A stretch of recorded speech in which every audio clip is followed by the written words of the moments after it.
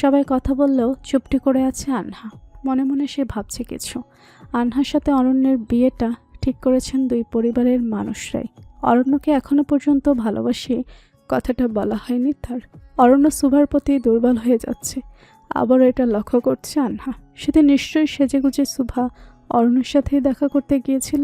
আনহার মনে হলো এবার তাদের বিয়েটা করে নেওয়া দরকার। কোনোভাবেই অরণ্যকে হারাতে চায় না সে। আজকে অরণ্যকে সে বলবে নিজের ভালোবাসার কথা। দরজার সামনে আসতে অরণ্য দেখা পেল সে পিচ্ছি মেয়েটার, যার আব্বুকে সেদিন নিয়ে এসেছিল হসপিটালে। ওনাকে চেক করতে অরণ্য যাচ্ছিল এখন। মেয়েটাকে দেখে চিন্তা হলো তার। মনে মনে ভয় পেল, মেয়েটার বাবার শরীর খারাপ হয়নি তো আবারও? কিন্তু না, এমন কিছুই হয়নি। তার বাবা এখন পুরোপুরি সুস্থ, তবে বেড রেস্টে আছেন। 2 একদিন পরে হসপিটাল থেকে ছেড়ে দেওয়া হবে ওনাকে। মেয়েটা নিজের হাতে করে কিছু নিয়ে এসেছে অরণ্যের জন্য। অরণ্য জিজ্ঞেস করলো তাকে, কি লুকিয়ে রেখেছো মিষ্টি? আপনার জন্য উপহার এনেছি। অরণ্য হাত বাড়িয়ে বলল মেয়েটাকে। দাও তাহলে। মেয়েটা এবার সাহস পেল। একটা সুন্দর ফুলের চারা গাছ এনেছে সে ছোট্ট একটা টবে করে। অরণ্যর দিকে সেটা এগিয়ে দিয়ে মিষ্টি মুখে হাসি টেনে বলল, শুভ জন্মদিন ডাক্তার সাহেব। অরণ্য হাসল। মেয়েটা থেকে ফুলের চারা গাছটা নিয়ে তার মাথায় হাত বুলিয়ে দিল। ধন্যবাদ জানালো মেয়েটাকে। অরণ্যের মুখে হাসি দেখে খুশি হলো মেয়েটা। দিনের আলো কেটে গিয়ে অন্ধকার নেমে এসেছে চারিদিকে। ছাদের রেলিংয়ে ভর দিয়ে দাঁড়িয়ে আছে সুভা, পাশেই দাঁড়িয়ে আছে কিয়ান।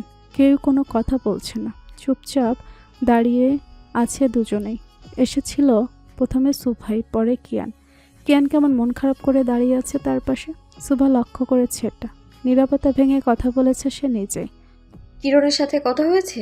সুভার কথা শুনতে পেয়েছে কিয়ান। দীর্ঘশ্বাস ছেড়ে বোনের মুখপানে তাকালো সে। চোখ মুখে তার চিন্তারা ভিড় করেছে। বাসায় এসেছে পর থেকেই ভেবে যাচ্ছে কিরণের কথা। নিজেকে স্বাভাবিক করে সুভার কথার উত্তর দিল কিয়ান। না, ওর ফোন অনেকবার ট্রাই করেছি, ঢুকতে পারছি না কোনোভাবেই। কিরণ কি তোমায় পছন্দ করে ভাইয়া? কি মনে হয় তোর? কিরণকে আমি বহুবার বলেছি, আমার কথা দিয়ে বুঝিয়েছি আমি ওকে ভালোবাসি। আজকে ওর চোখে আমার প্রতি ভালোবাসা দেখেছি সুভা। অরণ্যের সামনে যখন বললাম ওকে পছন্দ করি, কোনো রিয়াক্ট করলো না কেন? তার মানে তো এটাই কিরণ আমাকে পছন্দ করে। সুভা শুনল ভাইয়ের সব কথা। কিয়ান কেমন পাগল পাগল হয়ে গেছে। কথা বলার সময় সুভা লক্ষ্য করেছে এটা। কিয়ান বারবার বলছে সুভাকে যেভাবেই হোক কিরণের বিয়েটা আটকাতে, নইলে মরে যাবে সে। কিরণ ভাইকে আশ্বস্ত করেছে এই বিয়ে সে হতে দেবে না, যেভাবেই হোক আটকাবে। কিয়ানের চোখ মুখের দিকে তাকানো যাচ্ছে না। সবসময় হাসি ঠাট্টা করা কিয়ান কেমন চুপচাপ হয়ে বসে থাকে আজকাল। সুভা ভাইয়ের কাঁধে হাত দিয়ে বলে, যাও গিয়ে ঘুমিয়ে পড়ো, কিরণ তোমারই হবে, চিন্তা করো না। কথা দিচ্ছিস তো? দিলাম। বোনের কথা শুনে মুখে হাসির রেখা ফুটে উঠেছে কিয়ানের। সুভাও হাসল কিয়ানের হাসির উত্তরে। সুভার মনে হলো আবার অরণ্যের সাথে কিরণের বিষয়টা নিয়ে কথা বলা দরকার। অরণ্যই হয়তো কিরণের ফোনটা নিয়ে অফ করে রেখেছে, নইলে এত সময় একবার হলেও কিরণ ফোন দিত তাকে। কল লিস্ট থেকে অরণ্যের নাম্বারটা বের করে ফোনের স্ক্রিনের দিকে তাকিয়ে আছে সুভা। কল দিবে কি দিবে না দ্বিধাদ্বন্দ্বে ভুগছে সে। কিন্তু অরণ্যের সাথে কথা বলাটাও যে জরুরি। অনেক ভেবে ঠিক করলো কল দিবে। অরণ্যের নাম্বারে ঠিক তখনই রায়ানের নাম্বার থেকে ফোন আসে তার কাছে। নাম্বারটা সেভ করাই ছিল, তাই সুভার বুঝতে সমস্যা হয়নি এটাকে। ফোনটা ধরে কানে নিতেই রায়ানের কণ্ঠস্বর কানে আসলো তার। কেমন আছেন মায়াবতী? সুভার ঠিক পছন্দ হলো না রায়ানের কথা, তবুও কিছু বলল না সে। লোকটা অসুস্থ, খোঁজ নিয়ে জেনেছে সুভা আজকেই উনি নিজের বাসায় ফিরেছেন। যত যাই হোক, এই অ্যাক্সিডেন্টে সুভা কিছুটা হলেও দায়ী ছিল, তাই তেমন রাগ দেখালো না সে। সুন্দরভাবেই উত্তর দিল রায়ানের কথার। ভালো আছি, আপনি কেমন আছেন? ভালো লাগছে এখন? কি বলতে ফোন দিয়েছেন? দেখে করবেন আমার সাথে? এখন? হ্যাঁ। আপনার সাথে আমার বন্ধুত্বপূর্ণ কোনো সম্পর্ক এখনো গড়ে ওঠেনি। কাজের বাইরে আপনার সাথে আমার কথাও হয়নি কখনো। এভাবে রাত বিরাতে দেখা করতে বলাটা খারাপ দেখায় না? রেগে গেলেন? হুটহাট রাগ করা আমার স্বভাবে নেই মিস্টার রায়ান চৌধুরী, তবে আপনার কথাটা ছিল রাগ করার মতোই। কলটা কেটে দিল সুভা। লোকটার কথায় মেজাজ বিগড়ে গিয়েছে তার। জানা নেই শোনা নেই, দেখা হয়েছে মাত্র একবার, তা অফিসিয়াল কাজে। এই অল্প পরিচয়ে দেখা করতে বলাটাই বিরক্ত হয়েছে সুভা। অরণ্যকে আর ফোন দেওয়া হবে না আজকে, এই ভেবে নিজের রুমের দিকে পা বাড়ালো সে। ছাদ থেকে নেমে নিজের রুমে এসেছে শুভা। প্রায় অনেকক্ষণ হলো বিছানায় পড়ে ছটফট করছে, অথচ ঘুম আসছে না তার দু চোখের পাতায়। ইচ্ছে করছে গাড়ি নিয়ে লং ড্রাইভে যাবে, কিন্তু এই সময় একা যাওয়াটা কি ঠিক হবে? অনেক ভেবেচিন্তে শুভা ঠিক করলো সে এক্ষুনি গাড়ি নিয়ে বের হবে।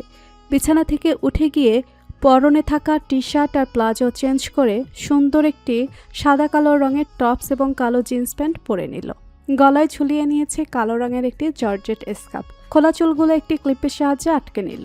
আয়নার সামনে গিয়ে নিজেকে একবার দেখে নিল শুভা। রাত প্রায় 11টার কাছাকাছি। এত রাতে বেরোচ্ছে দেখলে কেউ তাকে আস্ত রাখবে না, জানায় ভালো করেই। আস্তে আস্তে হেঁটে বাড়ির সদর দরজার কাছে পৌঁছালো শুভা। দরজাটা খুলে বাইরে চলে গেল সে। গাড়ির চাবিটা থাকে শুভার কাছে, তাই আর সমস্যা হয়নি। গাড়িটা স্টার্ট দেবে তখনই মনে হলো কেউ তাকে ডাকছে। মাথা ঘুরিয়ে বাড়ির দিকে তাকাতেই দেখতে পেল আনহাকে। আনহা একটা সুন্দর গোলাপি রঙের শাড়ি পরেছে, সাজগোজও করেছে। এত রাতে আনহাকে এভাবে দেখে বেশ অবাক হয়েছে শুভা। শুভা কি ভুল শুনলো? আনহা তাকে ডাকছে। যে আনহা শুভার দিকে তাকালেও কেমন ঘৃণা ভরা চোখে তাকায়, সে নিজে থেকে কথা বলছে তার সাথে। অবাক হওয়ারই কথা। আনহা তত সময়ে এসেছে শুভার কাছে। গাড়ির কাছে এসে বলল শুভাকে, আমাকে ড্রপ করে দিবি? ড্রাইভার তো নেই, তাই বলছিলাম। যাচ্ছিস যখন আমাকে লিফট দে, আসার সময় অরণ্যই দিয়ে যাবে। শুভার বুঝতে বাকি নেই আনহা যাচ্ছে অরণ্যের সাথে দেখা করতে। তাহলে কালকে বলা অরণ্যের কথাগুলো কেন বারবার শুভার সাথে এমন করে সে? পরক্ষণে আবার ভাবছে শুভা এটা তো নতুন নয়, আগেও এমন হয়েছে। সেই বা কেন অরণ্যের সুন্দর কথাই গলে যাচ্ছিল। গাড়ির স্টারিংটা শক্ত করে চেপে ধরল শুভা। সেদিকে তাকিয়েই বলল আনহাকে, উঠে বসো। শুভার বিরক্তিভরা মুখশ্রী দেখে মনে মনে হাসছে আনহা। মনে হলো সে সফল হয়েছে তার কাজে। আনহা চলে এসেছিল বাসায়। এতগুলো ডক্টরদের মধ্যে থেকে সে কী বা করবে? কথা হয়েছিল অরণ্যাসকে ফ্রেন্ডের ট্রিট দেবে। আবৃশ মেহিয়ার অরণ্যা সেই থেকে অপেক্ষা করছে আনহার জন্য রেস্টুরেন্টে বসে। বেশ অনেকক্ষণ হলো গাড়িতে বসে আছে শুভা আর আনহা। এত সময় আনহার বলা ঠিকানায় পৌঁছে গেছে তারা। এতক্ষণ কথা না বললেও আনহার এখন মনে হলো কিছু বলা দরকার। মাথা ঘুরিয়ে তাকালো শুভার পানে। মনে প্রশ্ন জাগলো, শুভা এত রাতে যাচ্ছে কোথায়? কোনো কিছু না ভেবে প্রশ্ন করলো শুভাকে, বয়ফ্রেন্ডের সাথে দেখা করতে যাচ্ছিস? হাসলো শুভা। সামনের দিকে তাকিয়ে সোজাসাপটা উত্তর দিল সে, হ্যাঁ। বয়ফ্রেন্ডটা কে? রিফাত ভাইয়া? না। হুম? এত কিছু জানতে হবে না তোকে আপু। যা, তুই কেউ হয়তো অপেক্ষা করছে তোর জন্য। হ্যাঁ, অরণ্য অপেক্ষা করছে। অরণ্য মেসেজ পাঠিয়ে বললো ও আজকে নাকি আমাকে প্রপোজ করবে, সেই জন্যই এসেছি। যাচ্ছি আমি, থাক তুই। আনহা যেতে যেতে আবার তাকালো। পেছনের দিকে গাড়িতে বসে থাকা শুভাকে দেখে হাসছে সে।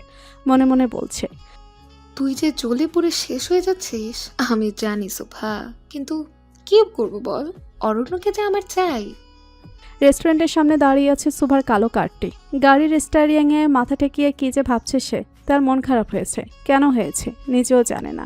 এই হুটহাট মন খারাপের কারণ খুঁজে পায় না শুভা। মাথা তুলে তাকাতেই মনে হলো কেউ ডাকছে তাকে। ভুল ভাবেনি শুভা। শুভার গাড়ির ঠিক পাশেই রায়ানের গাড়িটা দাঁড়িয়ে আছে। সে ডাকছে শুভাকে। কিছু একটা ভেবে গাড়ি থেকে নামলো সে। নেমেছে রায়ানও। শুভা ভালো করে রায়ানকে দেখলে বুঝতে পারলো লোকটা সুস্থ হয়নি এখনো। মাথায় ব্যান্ডেজ করা, হাঁটতে পারছে না ভালো করে। শুভার কেমন মায়া হলো লোকটার জন্য। রায়ান মুখে হাসি টেনে ধীর পায়ে শুভার দিকে এগিয়ে এসে বলল তাকে, তখন কি রাগ করেছিলেন? মাথা নাড়িয়ে না সূচক উত্তর দিল শুভা। আবারও বলে উঠল রায়ান, এত রাতে ফোন দিয়ে বিরক্ত করা আমার উচিত হয়নি, ক্ষমা চেয়ে নিচ্ছি সেজন্য। শুভা এবার নরম হলো। লোকটার প্রতি জমানো রাগ চলে গেছে তার সুন্দর ব্যবহার দেখে। সামনে দাঁড়িয়ে থাকা রায়ানের হাসির উত্তরে হাসি দিয়ে সেও বলল, ব্যাপার না। ডিনার করেছেন? না। আসুন তাহলে। কোথায় যাব? ডিনার করতে। বেশ অনেকক্ষণ কথা বলে রেস্টুরেন্টের ভিতরে গেল শুভা আর রায়ান। পুরো সময়টা জুড়ে দূরে দাঁড়িয়ে থাকে অরণ্য। ভুরুজোড়া কুচকে তীক্ষ্ণ দৃষ্টিতে তাকিয়েছিল শুভার পানে।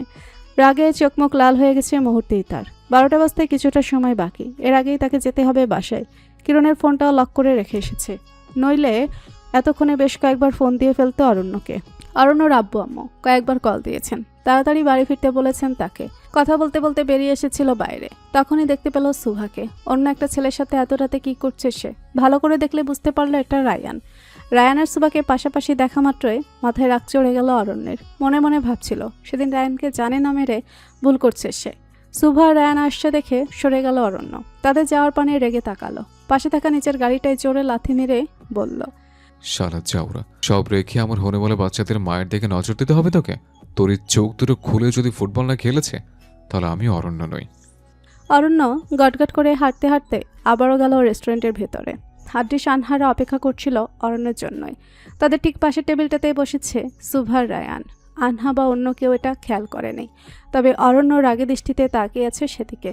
খাবার অর্ডার দেবে বলে মেনু কার্ড দেখছিল সুভা, তখনই ভুল করে চোখ করে গেল অরণ্যের দিকে। অরণ্যকে এভাবে রেগে তাকিয়ে থাকতে দেখে কেমন যেন ভালো লাগছে তার। ঠোঁটের কোণে হাসি খেলে গেল তার। ভাবলো অরণ্যকে রাগানো যা কারো।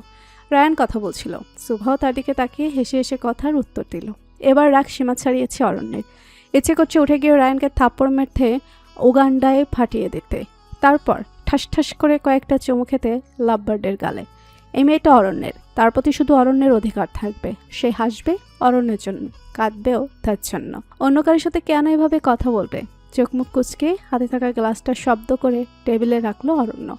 পাশে থাকা মিহি কেঁপে উঠল হঠাৎ এমন শব্দে। অরণ্যর দিকে তাকিয়ে বলল তাকে, জিন ভূত ভর করেছে তোকে? পেতনি ভর করেছে, পেতনি।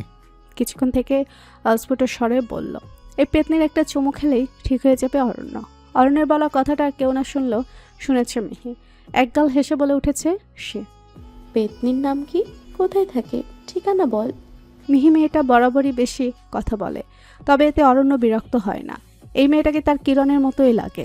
মিহির মাথায় গাট্টা মেরে বলল অরণ্য, চুপ করে খাবার খা। উপকারের ঘাড়ে কিল? আমি তো মাথায় দিলাম। মিহি দুহাত জোর করে বুঝিয়ে দিল অরণ্যকে সে পারবে না অরণ্যের সাথে কথা বলে। চুপ করে খাবার খাচ্ছে মিহি।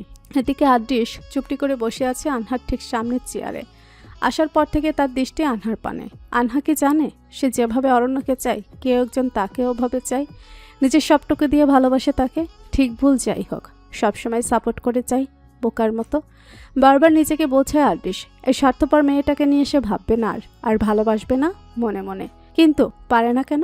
কেন বারবার বলতে ইচ্ছে করে আনহাকে সে ভালোবাসে?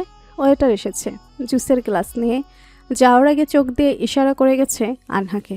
আনহাও ইশারা দিয়ে তাকে কিছু বুঝিয়েছে। আনহাদের টেবিলে খাবার সার্ভ করে এই লোকটা গেছে সুভাদের টেবিলে। খাবারের মাঝখানে মিহি যখন একটা গ্লাস তুলবে আনহা ধমকের স্বরে বলে উঠল, এটা অরণ্যের। সামান্য একটা বিষয় নিয়ে ভাবে চিৎকার দিয়ে ওঠার মানে বুঝলো না কেউই। সবাই বড় বড় চোখ করে তাকিয়েছে আনহার দিকে। 3 জোড়া চোখকে এভাবে তাকিয়ে থাকতে দেখে কিছুটা অস্বস্তি হলো আনহার। পরিস্থিতি স্বাভাবিক করতে মুখে হাসি টেনে বলল সবার উদ্দেশ্যে, না মানে গ্লাসটা তো ওয়েটার অরণ্যের পাশেই রেখে গেল, তাই বলছিলাম না নিতে। সব গ্লাসেই তো অরেঞ্জ জুস আছে, নিলে ক্ষতি কি ছিল? ওটাতে কি স্পেশাল কিছু মেশানো আছে? চোখ মুখের ভাবভঙ্গি মুহূর্তে পরিবর্তন হয়ে গেল আনহার। ঘাবড়ে গেল সে। কথা কাটানোর জন্য সঙ্গে সঙ্গে গল্প জুড়ে দিল। অরণ্যের ঠোঁটের কোণায় বাঁকা হাসি খেলে গেল। কিছু একটা বুঝতে পেরেছে হয়তো, তবে কথা বাড়ালো না। মাথা নষ্ট। আপাতত সুভাকে দেখতে ব্যস্ত সে। ডিনার শেষ হলে সুভা রায়ান উঠে গেলে চলে গেছে সেখান থেকে। অরণ্য যেতে চাইছিল পিছু পিছু, আনহা পথ আটকে দাঁড়িয়েছে তার। বিরক্তি নিয়ে আনহার দিকে তাকিয়েছে অরণ্য। ভুরুকুচকে রেগে মেগে বলছে তাকে, সমস্যা কি? পেট খারাপ হয়েছে? বাথরুমে যা। আমার পথ আটকালি কেন? আমি তোকে কিছু বলতে চাই অরণ্য। পরে শুনবো। অরণ্য চলে যেতে চাইলে আনহা হাত ধরে নিয়েছে তার। রাগ হলো এবার অরণ্যের। বিরক্ত হয়ে কিছু বলতে গেলে আনহা তাকে থামিয়ে দিয়ে বলে উঠল, আমি তোকে ভালোবাসি অরণ্য, সেই কলেজ লাইফ থেকে। বারবার আমাকে ফিরিয়ে দিয়ে কি বোঝাতে চাস তুই? অরণ্য কোনো হেয়ালই করল না। আনহাত থেকে নিজের হাতটা ছাড়িয়ে সোজা ঠাপটা উত্তর দিল তাকে, আমি তোকে বহুবার বলেছি আনহা, আগেও বলেছে আর এখনো বলছি। শোন, তোকে আমি সবসময় আমার বন্ধুর নজরে দেখে এসেছি। তোদের সাথে সম্পর্কটা আমার ফ্যামিলির মতো। আমি যেমন আদৃশ মেয়েকে ভালোবাসি তেমন তোকেও। ফ্রেন্ড হিসেবে আমি তোকে বরাবরই পছন্দ করি। ভালোবাসিস না আমাকে? ঠোঁটের কোনো এক চেলতে হাসি নিয়ে বলল অরণ্য। বাসি তো, ফ্রেন্ড হিসেবে। কিছুক্ষণ থেমে আবারও বলল অরণ্য, আমার ভালোবাসা যে ছিল সে এখনো আছে আর পরেও থাকবে। কে সেই ভাগ্যবতী? সুভা? ওর মধ্যে এমন কি আছে অরণ্য যা আমার মধ্যে নেই? কেন আমাকে পছন্দ নয় তোর? আমাকে বল, আমি নিজেকে চেঞ্জ করে ফেলবো। দূরে দাঁড়িয়ে থাকা আদৃশের দিকে তাকালো অরণ্য। মুখে হাসি নিয়ে আনহার উদ্দেশ্যে বলল, তুই যেমন ঠিক তেমনিভাবে তোকে কেউ একজন পছন্দ করে। আমার জন্য নিজেকে চেঞ্জ করতে হবে না, তার জন্য তোর সবটুকু ভালোবাসা বাঁচিয়ে রাখ। অরণ্য চলে গেছে কথাটা বলে। আনহা চোখ বেয়ে পানি পড়ছে টুপটুপ করে। কেন অরণ্য বুঝে না তাকে। পাশে থাকা চেয়ারটাতে দপ করে বসে পড়ল আনহা। আদৃশ দাঁড়িয়ে আছে তার পাশে। আনহার এমন অশ্রু ভেজা চোখ, বিধ্বস্ত চেহারা দেখে বুকের ভেতর কেমন চিনচিন ব্যথা হচ্ছে তার। একতরফা ভালোবাসা বোধহয় এমনই হয়। এই যে আনহাকে অরণ্য চায় না, ঠিক একইভাবে সেও আদৃশকে চায় না। আনহা যেভাবে পড়ছে অরণ্যকে না পেয়ে একইভাবে পড়ছে আদৃশও। আনহা কি বুঝবে কখনো? আদৃশ তাকে ভালোবাসে মনে প্রাণে। মিহি গালে হাত দিয়ে বসে আছে এখনো। অরণ্য যে আনহাকে পছন্দ করে না এটা মিহি জানে, তবে সুভার প্রতিও যে অরণ্যের তীব্র রাগ এটাও তার অজানা নয়। সেই সুভার কথাই কি অরণ্য বলল এখন? মিহির কেমন খটকা লাগছে, সব কিছু গুলিয়ে যাচ্ছে তার। ওয়েটার এসে আবারও চোখ দিয়ে ইশারা করলো আনহাকে। মন মেজাজ ভালো নেই তার, বাসায় ফিরতে হবে এক্ষুনি। আদৃশ আর মিহি পৌঁছে দেবে তাকে, তবে এর আগে এই ছেলেটার সাথে কথা বলে যেতে হবে। চোখের পানি মুছে ওয়াশরুমে যাবে বলে উঠেছে আনহা। ছেলেটা এসে দাঁড়িয়েছে আনহার পাশে। পার্স থেকে কিছু টাকা বের করে আনহা তার হাতে ধরিয়ে দিয়েছে। ছেলেটা চোখে মুখে ভয় নিয়ে আমতা আমতা করে বলল, ম্যাম, ভুল হয়ে গেছে। কি ভুল হয়েছে? আসলে স্যারের গ্লাসটা আমি ভুল করে অন্য টেবিলে সার্ভ করে দিয়েছিলাম। আনহা তেমন রাগ করলো না, এমনিতেও কাজ হতো না কিছুই। পাশের টেবিলে বসে থাকা শুভকেও দেখেনি সে, তাই তেমন কিছুই ভাবল না। মুড়ি কুচকে ছেলেটার দিকে তাকিয়ে বলল, ইডিয়েট, বলে চলে গেছে সেখান থেকে। রায়ান চলে গেছে বেশ অনেকক্ষণ হলো। শুভা দাঁড়িয়ে আছে গাড়ির সাথে হেলান দিয়ে। তার মাথাটা কেমন ভনভন করছে, বমি বমি পাচ্ছে, অস্বস্তি লাগছে খুব। মাথায় দুহাত চেপে ধরেছে, ভাবছে সে কেন এমন হচ্ছে। কিছুই তো তেমন খায়নি। অরণ্য বেরিয়ে আসতেই দেখতে পেল শুভাকে, কেমন টলছে সে, মনে হচ্ছে এক্ষুনি পড়ে যাবে মাটিতে। অরণ্য গিয়ে সামনে দাঁড়ালো, মাথা তুলে সামনে তাকালো শুভা। নিজেকে কেমন মাতাল মাতাল লাগছে তার। অরণ্যের দিকে তাকিয়ে হাসছে সে। অরণ্য অবাক হলো, শুভা তাকে দেখে হাসছে। অরণ্যকে দেখলে তো এই মহিলা এমন মুখ করে তাকায়, মনে হয় তিতো করল্লার শরবত খেয়েছে মাত্রই। কিছু বলতে যাবে অরণ্য, তার আগে শুভা গলা জড়িয়ে ধরল অরণ্যের। কিছু বুঝে ওঠার আগেই অরণ্য ঠোঁটে আঙুল দিয়ে বলে উঠল, শুভা। শুভ জন্মদিন রাগী ডাক্তারবাবু। অরণ্য চোখ মুখ কুচকে ফেলল। শুভার মুখ থেকে কেমন অ্যালকোহলের বাজে গন্ধ আসছে, কিন্তু এই রেস্টুরেন্টে অ্যালকোহল আসবে কোথা থেকে? রায়ান কিছু করেনি তো? রাগে নিজের দুহাত মুষ্টিবদ্ধ করলো অরণ্য। শুভার বাচ্চামো দেখে আবার কোথায় উড়ে গেল সেই রাগ। অরণ্যের ঠোঁটে স্লাইড করে হাসছে আর বিড়বিড় করে বলছে, শুভা। এই ঠোঁট আমার, রাগী ডাক্তারবাবুও আমার। অরণ্য হাসলো শুভার কথা শুনে। মনে মনে খুশি হলো শুভার মনে আছে তার জন্মদিনের কথা। নিজের গাড়িটা রেখে গেছে অরণ্য, চাবি দিয়ে এসেছে মিহি আর আদৃশের কাছে। শুভার সাথে কিভাবে কি হয়েছে কিছুই জানে না সে, কালকে দেখে নেবে সবটা। আপাতত তার লাভবার্ডের সাথে সময় কাটাবে, এখন ঘুরবে তাকে নিয়ে। শুভাকে কোলে তুলে নিল অরণ্য, সেভাবে উঠল গাড়িতে। অরণ্যের কোলে বিড়াল ছানার মতো ঘাপটি মেরে বসে আছে শুভা। অরণ্যের গলা জড়িয়ে ধরেছে সে, একবার তার মাথা চুলে হাত বুলিয়ে দিচ্ছে তো আরেকবার নিষ্পাপ বাচ্চাদের মতো অরণ্যের মুখপানে তাকিয়ে দেখছে তাকে। অরণ্য শুভাদের বাসার গেটের সামনে এসে তার গাড়িটা থামিয়েছে। গাড়ি থেকে নামতে গেলে শুভা শক্ত করে জড়িয়ে ধরল তাকে।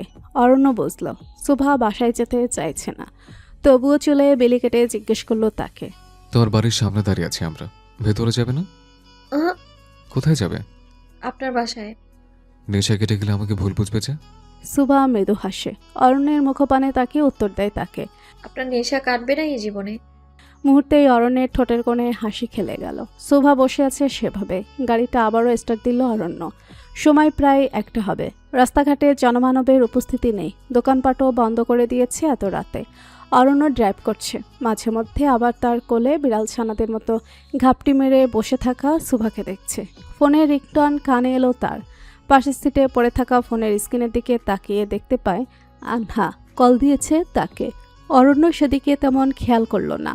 লম্বা একটা জার্নির পর নিজেদের গন্তব্যে এসে পৌঁছেছে অরণ্য শুভা।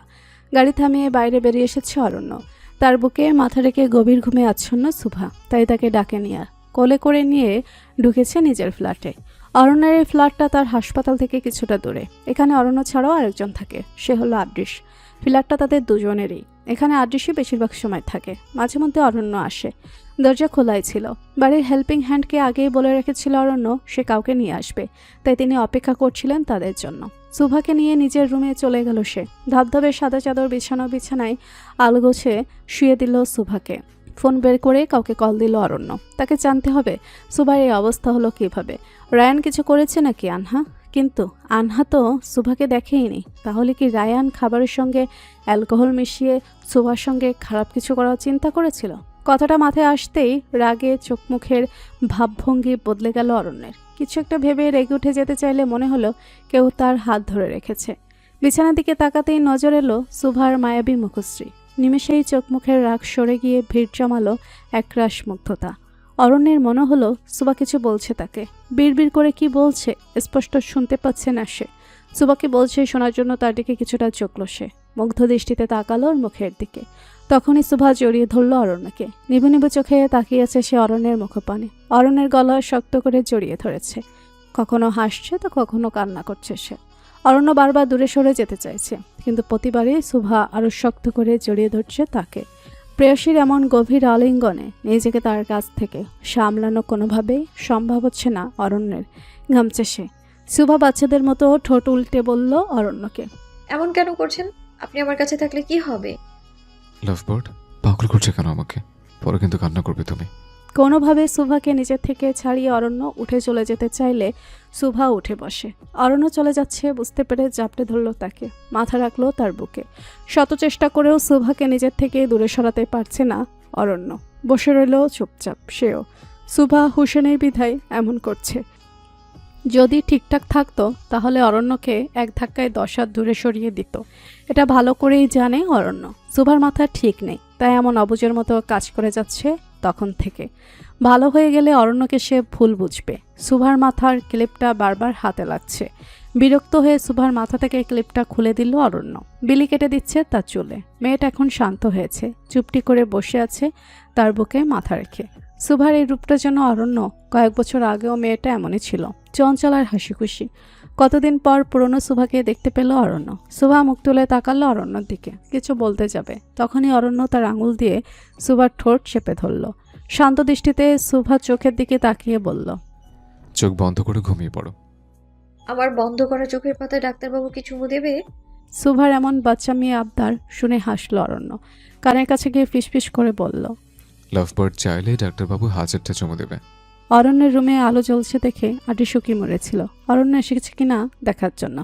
সুভা আর অরণ্যকে এত কাছাকাছি দেখে তার চোখ দুটো বড় বড় হয়ে গেল। হা করে তাকিয়ে রইল দুজনের দিকে। অরণ্যের মনে হলো কেউ দরজার সামনে দাঁড়িয়ে আছে। সেদিকে তাকাতেই দেখতে পেল হাবাগোবার মতো দাঁড়িয়ে থাকা আদৃশকে।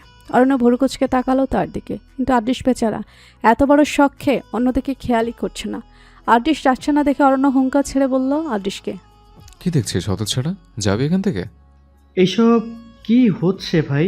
আমার সন্টু মন্টু আনার প্রসেস চলছে, বিরক্ত না করে যা এখান থেকে। বিয়ের আগেই বাচ্চা? অরণ্যের সবকিছুতেই ফাস্ট, জানিস না তুই? আদৃশ হাততালি দিয়ে বলল, বাহ, কি দারুণ দৃশ্য। পরে কি কি হতে যাচ্ছে দেখে যা। এইটুকু দেখেই অবলা আমার কমায় যাওয়ার অবস্থা হয়েছে। বাকি প্রসেসিং দেখলে আমাকে খুঁজে পাবি না। আদৃশ চলে যাবে বলে পা বাড়িয়েছিল। আবারও ঘুরে অরণ্য সুভার দিকে তাকিয়ে বলল, অল দ্য বেস্ট রোমান্স বিশেষজ্ঞ ডাক্তার। অরণ্য পারলে উঠে গিয়ে দরজাটাই বন্ধ করে দেয়, কিন্তু সুভা যে তার কোলে বসে আছে, উঠবে কিভাবে? আদৃশ দরজা আটকে চলে গেল বেচারা টাইপ মুখ বানিয়ে। তখনই সুভা অরণ্যের গালে হাত রেখে তাকে ঘুরিয়ে নিল নিচের দিকে। নিভু নিভু চোখে তাকিয়ে আছে অরণ্যের মুখের দিকে। শরীরের শক্তি নেই তার, মনে হচ্ছে এই বুঝি লুটিয়ে পড়বে বিছানায়। সুভাকে এতটা কাছে পেয়ে কেমন পাগল পাগল লাগছে অরণ্যের। ঘামছে সে, না চাইতেও বারবার চোখ চলে যাচ্ছে সুভার গোলাপি অধরের দিকে। শত চেষ্টা করেও নিজেকে সামলাতে ব্যর্থ হচ্ছে অরণ্য, কিন্তু এমন অঘটন কিছুতেই ঘটাবে না সে। সুভা আর অরণ্যের ঠোঁটদের মধ্যে মাত্র কয়েক ইঞ্চি দূরত্ব। অরণ্যের মুখের গরম শ্বাস পড়ছে সুভার চোখে মুখে। অরণ্য নেশালো কণ্ঠে বলল সুভাকে, লাভবার্ড, বিয়ে করবে আমাকে? বউ হবে আমার? সুভা হেসে উপর নিচ মাথা নাড়ল। অরণ্য স্বস্তি পেল, কিন্তু এই মুহূর্তে এখানে থাকলেই অঘটন ঘটিয়ে ফেলবে সে। কিছু না বলে সুভাকে শুয়ে দিয়ে চলে যাচ্ছিল অরণ্য। সুভা চোখ বন্ধ করা অবস্থাতেই অস্পষ্ট সুরে বলল তাকে, যাবেন না ডাক্তারবাবু, ভয় করছে আমার। অরণ্য হাসলো, আলতো করে হাত শোয়ালো সুভার গালে, বলল তাকে, যাচ্ছি না লাভবার্ড, ঘুমিয়ে পড়ো, তুমি চোখ খুলে আমাকে দেখতে পাবে। সুভা নিজের হাত বাড়িয়ে বলল অরণ্যকে। কথা দিন। অরণ্য ঠোঁটের কোণে হাসি নিয়ে সুভার বাড়িয়ে দেওয়া হাতটা নিজের হাতের মুঠোয় নিয়ে বলল তাকে, কথা দিলাম। সুভা ছাড়ল তাকে। অরণ্যর দিকে কিছু সময় তাকিয়ে চোখ বন্ধ করে নিল সে। টাওয়ালের সাহায্যে মাথার ভেজা চুল মুছতে মুছতে ওয়াশরুম থেকে বেরিয়েছে অরণ্য। বিছানার দিকে তাকাতেই বুকটা ধক করে উঠল তার। কপালে ভাঁজ পড়ল অরণ্যের। চিন্তিত চেহারা নিয়ে মনে মনে ভাবছে সে, লাভবার তো এখানেই ছিল, এই অল্প সময়ে কোথায় গেল সে। তখনই কানে আসলো কোনো কিছু ভাঙার শব্দ। অরণ্য দাঁড়ালো না আর। তোয়ালেটা বিছানায় ছুঁড়ে ফেলে ছুটে গেল নিচের ড্রয়িং রুমে। এসে এদিক সেদিক তাকিয়ে সুভাকে খোঁজার চেষ্টা করলো অরণ্য। কাউচের দিকে তাকাতেই চোখ জোড়া বিস্ময়ে বড় হয়ে গেল তার। সুভার পরনের টপসটা খুলে অরণ্যের গা থেকে খুলে রাখা শার্টটা পরে আছে সে। শার্টের বোতামগুলো এলোমেলোভাবে লাগানো। সুভার এই অবস্থা থেকে মাথায় হাত অরণ্যর। চোখ গেল সুভার হাতে থাকা কাচের বোতলটার দিকে। ভালো করে দেখলে বুঝতে পারলো এটা ওয়াইনের বোতল। ভাবলো অরণ্য, এটা এখানে আসলো কিভাবে। পরক্ষণেই মনে পড়ল বেশিরভাগ সময় এই ফ্ল্যাটে থাকে আরডিসি। আনহাকে না পাওয়ার দুঃখে হয়তো মাঝে মধ্যে এপাশ ওপাশ ছাইপাশ গিলে নিজেকে শান্ত রাখে বেচারা। আরডিসকে পরে দেখে নেবে অরণ্য। এখন থেকে সুভাকে সামলাতে হবে।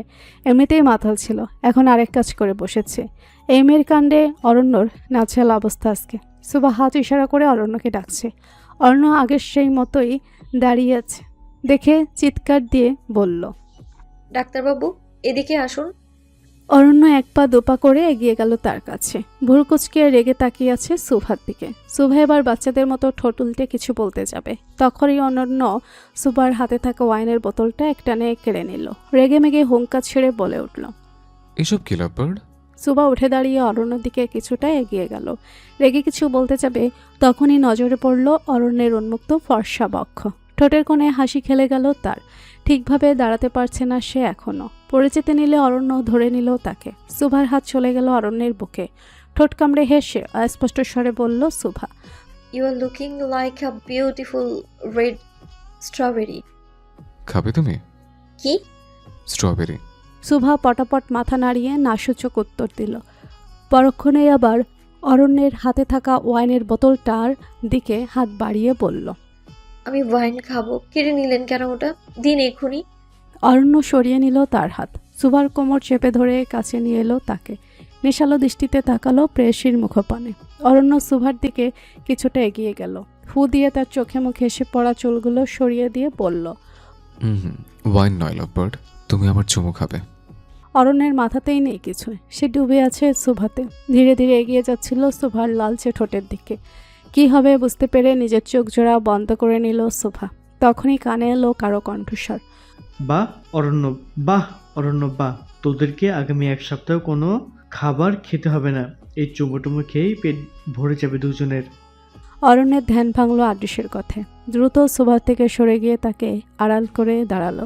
সুভার মাথাটা চেপে ধরল নিজের বুকে। মাথা ঘুরিয়ে আদৃশ্যের দিকে ভুরকুচকে তাকিয়ে বলল অরণ্য, শালা, তুই মদখোর হলি কবে থেকে? আদৃশ দীর্ঘশ্বাস ফেলে কথাটা কাটানোর জন্য বলল, তোর না হওয়া বউকে কিভাবে আড়াল করলি যে? আমি কি হাইজ্যাকার? আমার বউ আমার সম্পত্তি, কাউকে দেখাবো না আমি। এরপর থেকে আমার না হওয়া বউ না বলে ভাবি ডাকবে। আদৃশ ভালো মানুষের মতো মাথা নাড়িয়ে সায় জানালো অরণ্যের কথায়। সিঁড়ি বেয়ে ওপরে চলে গেল সে। সুভার প্রতি এতক্ষণ মায়া দেখালেও এখন রাগ হচ্ছে অরণ্যের। এতক্ষণ ধরে সুভার মাতলামো সহ্য করে এসেছে ঠিকই, কিন্তু কাল যখন এই নেশা কেটে যাবে তখন সুভার চিৎকারের আওয়াজে না বাড়ির দেয়াল ধসে পড়ে তার। অরণ্য কিছু ভাবল না আর। পাশে থাকা কাউচে সুভাকে শুয়ে দিয়ে ওপরে কাঁথা জড়িয়ে দিয়ে চলে গেল সে। কিয়ান পাগলের মতো কল দিয়ে যাচ্ছে সুভার ফোনে। কিরণের চিন্তা মাথা থেকে সরে গিয়ে এখন সুভাকে নিয়েই ভাবছে সে। খিদে পেয়েছিল কিয়ানের, তাই নিচে যাচ্ছিল। সুভার রুমের দরজা খোলা দেখে চিন্তা হলো। দরজার সামনে দাঁড়িয়ে ডাকলো তাকে। সারা শব্দ না পেয়ে, কোনো কিছু না ভেবেই রুমের ভেতরে চলে এলো। পুরো রুম খুঁজেও কোথাও সুভাকে না পেয়ে কল দিল তার ফোনে। বারবার রিংটন বেজে কেটে যাচ্ছিল, তাই চিন্তা আরও বেড়ে গেল কিয়ানের। এতক্ষণ হলো সুভার রুমেই বসে আছে কিয়ান। বাইরে গিয়ে গাড়ি দেখতে না পেয়ে বুঝতে পারল সুভা কোথাও বেরিয়েছে, কিন্তু ফোন না তুলছে কেন বুঝতে পারছে না কোনোভাবে। একটু আগেই দেখেছে আনহা কোথা থেকে এসেছে। তাহলে কি আনহা আবার কিছু করলো? সন্দেহ হলো কিয়ানের। রেগে উঠে গেল আনহার রুমের দিকে। খাটের সঙ্গে মাথা টেকিয়ে মেঝেতে বসে আছে আনহা। চোখ দিয়ে আপনা আপনি পানি গড়িয়ে পড়ছে তার। বাড়িতে ফিরেছে অনেকক্ষণ আগে। আরডিশ আর মেয়েও পৌঁছে দিয়ে গেছে তাকে। রুমে এসে সেই যে বসেছিল মেঝেতে, এখনও ঠিক আগের মতোই বসে আছে। বারবার রেস্টুরেন্টের ঘটনাটা ঘুরপাক খাচ্ছে তার মাথায়। অরণ্য কিভাবে পারল সবার সামনে ওভাবে তাকে রিজেক্ট করে দিতে? কার জন্য এতদিন এত কিছু করলো আনহা? আজকের দিনটা দেখার জন্যই কি মনে প্রাণে সে কবে থেকে ভালোবেসে এসেছে অরণ্যকে? আনহার মনে হলো কেউ তার রুমে এসেছে। চোখের পানি মুছে নিয়ে তাকালো দরজার দিকে। কিয়ান দাঁড়িয়ে আছে সেখানে। আনহা ভালো মন্দ কিছুই বলল না, চুপচাপ আগের মতোই বসে রইল। কিছুক্ষণ না যেতেই আচমকা হাতের কবজিতে টান পড়ল তার। বুঝতে বাকি নেই এই কাজটা করেছে কিয়ান। কিয়ানের এমন ব্যবহারে বিরক্ত হলো সে। উঠে দাঁড়িয়ে মেজাজ দেখিয়ে বলল কিয়ানকে, হচ্ছেটা কি কিয়ান? আমি বয়সে তোদের বোন, মনে থাকে না এটা? নাকি আমাদের বাড়ির সদস্য বলেই মনে হয় না তোদের? শুভা কোথায়? আমি কিভাবে জানবো তোর বোন কোথায়? নাটক করছিস? কিয়ানের কথায় রাগ হলো আনহার। এক ঝটকায় নিজের হাতটা কিয়ানের থেকে ছাড়িয়ে নিল। রেগে তাকিয়ে বলল তাকে, নাটক তো তোরা করছিস। এইমাত্র আমি নিচ থেকে আসলাম। দারোয়ান আমাকে বলেছে তুই আর শুভা একসাথে কোথাও গিয়েছিস। তো কি হয়েছে? তুই বাড়ি ফিরেছিস অনেক সময় হলো। শুভা এখনো আসলো না কেন? ফোন দিচ্ছি, তুলছে না পর্যন্ত। আমার তো মনে হচ্ছে তুই ওর ক্ষতি করেছিস। কিয়ান, আমাকে বিরক্ত না করে যা এখান থেকে। ভালোই ভালোই বলে দে শুভা কোথায়, আমি চলে যাব। কিয়ান, রাগাস না আমাকে, যা এখান থেকে। কতবার বলবো সুভা কোথায় আমি জানি না। আনহার এভাবে কথাটা জুড়ে চিৎকার দিয়ে বলেছে। কিয়ান এখনও ভুরু কুঁচকে তাকিয়ে আছে তার দিকে। চলে যাবে বলে পা বাড়িয়ে আবারও ফিরে তাকিয়ে বলল, শুভার যদি কোনো ক্ষতি হয় আমি কিন্তু সব বলে দেবো আব্বু আম্মুকে। কি বলবি? এটাই যে ওই কাপুরুষ অরণ্যের সাথে কোনো কালেই তোর কোনো সম্পর্ক ছিল না। শুভাকে ভুল বুঝিয়ে বিয়ে ভেঙেছিস। ওদের বাড়ির সবার কাছে এবারে সবাইকে ছোট করেছিস তুই। ভয়ে শুকনো ঢোক গিলল আনহা। কয়েক পা পিছিয়ে গেল সে। কিয়ান এসব কথা জানল কি ভা? আনহার ভয়ের তো মুখশ্রী দেখে কিয়ানের ঠোঁটের কোণে হাসি খেলে গেল। সেভাবেই বলল সে, কি ভাবছিস আমি এগুলো জানলাম কিভাবে? এগুলো সব মিথ্যা। অরণ্য আমাকে ভালোবাসে। অরণ্য তোকে ভালোবাসে না আপু, নিজের ভালো বুঝতে শিখ। অরণ্য এখনো আগের মতো শুভাকেই ভালোবাসে। কেউ না বুঝলেও আমি বুঝেছি এটা। কিয়ানের কথা শুনে রাগ হলো আনহার। কিছু দূরে চোখ গেল তার। দেখতে পেল একটা কাচের ফুলদানি। এগিয়ে গিয়ে ওটা হাতে তুলে ছুঁড়ে ফেললো মেঝেতে। সাথে সাথে ভেঙে কয়েক টুকরো হয়ে গেল ফুলদানিটা। চিৎকার দিয়ে নিজের মাথা চুল খামচে ধরে বলেছে আনহা,